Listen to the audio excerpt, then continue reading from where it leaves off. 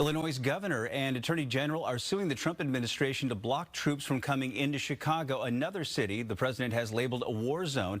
And John Hopperstad joining us from the newsroom on the escalating turmoil there. John, good morning. Well, good morning, Bill. Just in the last few minutes, Chicago's mayor signed an executive order that he says will limit where federal agents, including ICE, can gather.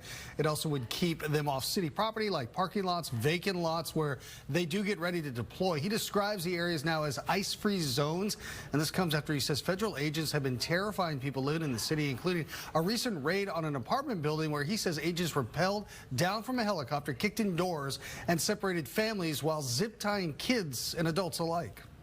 This was about a show of authoritarianism, a forceful display of tyranny. They sent a clear message to all Chicagoans. They said, "We do not respect your rights. We can do anything we want, and we will film it and put it on social media."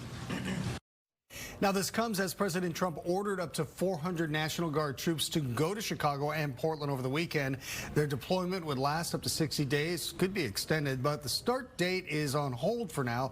Illinois Governor J.B. Pritzker is also asking Texas Governor Greg Abbott to refuse to cooperate with the president's order to send Texas troops. But he doesn't sound like that's going to happen, as Greg Abbott took to social media this morning saying, "I fully authorize the president to call up to 400 members of the Texas National Guard to ensure safety for federal officials. You can either fully enforce protection for federal employees or get out of the way and let Texas Guard do it. No guard can match the training, skill, and expertise of the Texas National Guard. They defend our country with pride." Now, the state of Illinois, as we mentioned, filing a lawsuit just in the last few hours in an attempt to block the Trump administration from deploying National Guard troops on the streets of Chicago.